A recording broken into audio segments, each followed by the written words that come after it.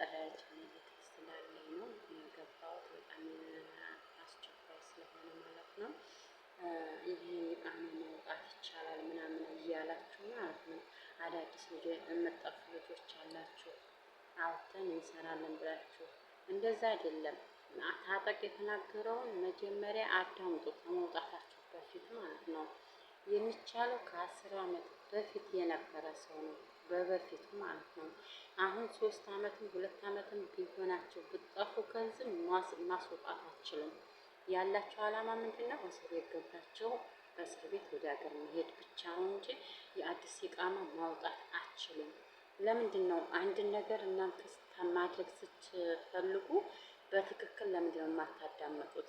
አሁን አንደኛ ነገር ደግሞ ውጭ ላይ ወጥታችሁ እንሰራለን ብትሉ እንኳን ስራ የለም፣ እንደ በፊት አይደለም። አሁን ጠለብ ስለተከፈተ ጠለብ ነው እያመጡ ያሉት ማለት ነው። እናንተ ለምንድን ነው ራሳችሁን ችግር ላይ የምትሉት? ብዙ ሰዎች አሁን እየገባቸው እስር ቤት ብዙ ልጆች ይገባሉ፣ አዲስ እየጠፋችሁ ማለት ነው።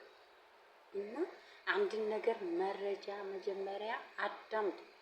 ከመጥፋታቸው ከማድረጋቸው በፊት እንዴት ነው የሚቻለው? አሁን ለምሳሌ በባህር የመጣ ማውጣት አይችልም፣ በዝያራ የመጣ ማውጣት አይችልም።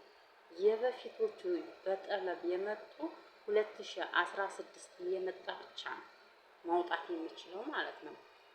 ስለዛ ለ2006 ተሳስቼ ነው እስከ ይቅርታ ያደረግልኝ 2006 የመጣ ብቻ ነው ማውጣት የሚችለው ማለት ነው። ስለዛ እናንተ ራሳችሁን ለምንድን ነው አደጋ ላይ የምትጥሉት? ኧረ ባካችሁ ባካችሁ ራሳችሁን አደጋ ላይ አትጣሉ።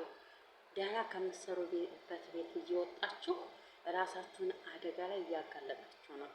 ስለዛ ሰብር አድርጋችሁ ሰርታችሁ ወደ ሀገራችሁ ብትገቡ ነው የሚሻላችሁ በነፃነት። አሁን እዚህ ሀገር ላይ የበፊቱ አይደለም፣ እንደ በፊት አይደለም።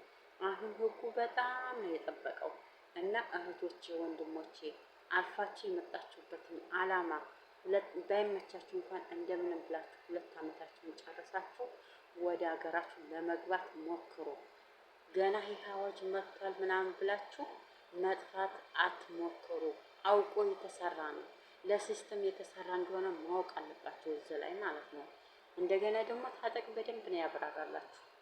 ከመቼ የመጣ እንደሆነ ማውጣት የሚችለው እንትን ማለት የሚችለው እኮ እየተናገረ ነው እንዴ። እናንተ ለምንድን ነው ራሳችሁን አደጋ ላይ እየጣላችሁ ያላችሁ? እና ባካችሁ ራሳችሁን አደጋ ላይ አታጋልጡ። የመጣችሁት ለዓላማ ነው፣ ለመስራት ነው፣ ለመቀየር ነው አይደል እንዴ? አሁን እዚህ እሰራለሁ ብላችሁ መታችሁ ብትያዙና ወደ ሀገር ብትገቡ ህሊናችሁ ጭንቅላታችሁ ራሱ ጥሩ ይሆናል። ለመስራት መታችሁ ሳሰሩ ወደ ሀገራችሁ ተይዛችሁ ብትገቡ እና በእናታችሁ ራሳችሁን ጠብቃችሁ እሱ ጋር ብትሰሩ ሳትወጡ ብትሰሩ ይሻላችኋል። አንደኛ ጠፍታችሁም ስራ የለም። አሁን ስራ በጣም የለም፣ እንደ በፊት አይደለም። ማንም ሰው ውጭ ላይ የሚሰራን አሁን ህጉ ስለጠበቀ ውጭ ላይ የወጡትን የሚያሰራ ካለ ይያዛል ስለተባለ አይቻልም። የኔ እህት የኔ ወንድም አርፋችሁ የመጣችሁበትን አላማ ሰርታችሁ ግቡ። ወይንም ሀገር ቤት እኮ ቤተሰብ ስልካችሁ ወይንም መሬት አስይዞ ነው ወይንም ከብት ሸጦ ነው የላካችሁ ማለት ነው። ስለዚህ ያንን የቤተሰባችሁን ድካም ማሰብ አለባችሁ። ስለዛ እህቶች አርፋችሁ ስሩ። ምንም ነገር ለመውጣት አትሞክሩ። እናንተ ራሳችሁን ይመቸናል ብላችሁ የምትወጡት ነገር ጦስ ላይ ነው። እስቲ ጠይቁ። በጣም ብዙ ሰው ነው እንጠፋለን ብለው ማውጣት እንችላለን ብለው የወጡ እየተያዙ እስር ቤት የገቡት ማለት ነው። እና ባካችሁ ራሳችሁን ለአደጋ አትጣሉ። እስር ቤት መግባት ማለት በጣም ከባድ ነው። እስር ቤት ገብተው የገቡትን ጠይቁ፣ በጣም ከባድ ነው። ስለዛ ራሳችሁ ባታጋልጡ አሪፍ ነው እንዴ። አሁን እኮ 1200 በደንብ የሚያውቅ 1200 ነው፣ 1100 ነው። ምን አነሰ? የምታወጡት ወጪ የለ ምን የለ፣ ሁሉ ነገር እነሱ ናቸው የሚችሉላችሁ። በጣም አሪፍ እኮ ነው። ውጭም ብትወጡ እኮ ከዛ የለም። አሁን ግፋ ቤት 600 ብር ነው ለውጡ። ለ600 ብር ብለሽ አደጋ ላይ ትወድቂያለሽ። ያን 600 ብር ስታይ ደግሞ ብዙ ወጪ ይጠብቅሻል።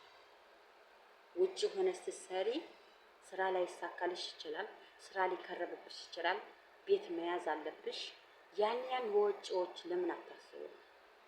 ለምን ቁጭ ብላችሁ ማሰብ ተሻናት? ኧረ በእናታችሁ ለዓላማ መታችሁ ዓላማችሁን ጨለማ ባታረጉት ደስ ይለኛል። እና ለማንኛውም በጣም አመሰግናለሁ። ይሄ ነው ያለኝ መልእክት እና ራሳችሁን ብታስቡበት አሪፍ ነው እላለሁ።